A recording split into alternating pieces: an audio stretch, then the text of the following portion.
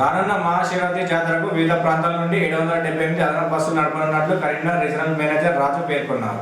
మహాశివరాత్రి పర్వదినాన్ని పురస్కరించుకుని దక్షిణ కాశీగా ప్రసిద్ధి చెందిన వేములవాడ శ్రీ రాజరాజేశ్వర స్వామి పుణ్యక్షేత్రానికి కరీంనగర్, ఆదిలాబాద్, వరంగల్, నిజామాబాద్ రీజియన్లోని వివిధ డిపోల నుండి 3 రోజుల పాటు 778 అదనపు బస్సులు నడుపుతున్నట్లు కరీంనగర్ రీజనల్ మేనేజర్ రాజు తెలిపారు. తిప్పాపూర్ బస్ స్టేషన్కు 443 బస్సులు, కట్టకింద బస్ స్టేషన్కు 335 బస్సులు ఏర్పాట్లు చేసినట్లు వేములవాడలో నిర్వహించిన మీడియా సమావేశంలో వివరించారు. ఈ సమావేశంలో డిప్యూటీ మేనేజర్లు Bhupathi Reddy, Satyanarayana, Vemulawada depot manager Srinivas, RTC సిబ్బంది తదితరులు పాల్గొన్నారు.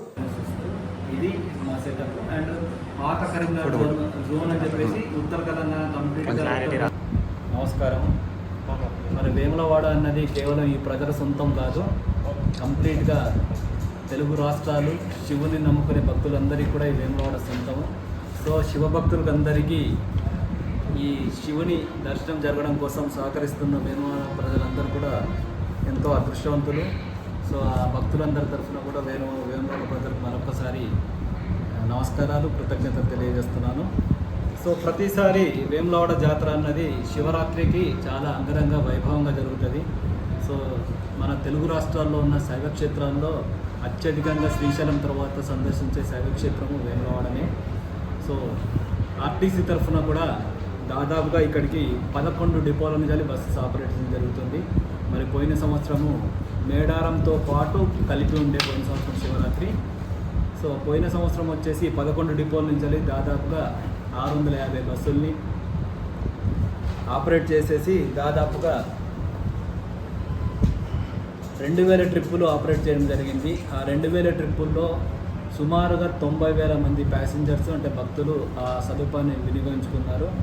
మరి ఈ సంవత్సరము మేడారం లేదు కాబట్టి ఈ వేములవాడకు దర్శనం చేసుకునే భక్తుల సంఖ్య కొద్దిగా పెరుగుతుండొచ్చు. సో దాని ఉద్దేశం పెట్టుకొని మరి 11 డిపోల నుంచి దాదాపుగా 780 బస్సులు ప్లాన్ చేయడం జరిగింది. సో పోయినసారి ప్లాన్ చేసుకున్న దానికంటే ఈసారి 130 బస్సులు అదనంగా పెట్టడం జరిగింది. సో ఈ 130 బస్సులే సరిపోతాయా అంటే సరిపోతాయన్నట్టే ఆలోచన. ఎందుకంటే మేడారం జాతర వచ్చినప్పుడు కొంచెం ట్రాఫిక్ తక్కువ ఉంటుంది. మేము ప్లాన్ చేసుకున్న బస్సులు 650కి ట్రిప్స్ తక్కువ పడ్డాయి పోయిన సంవత్సరం.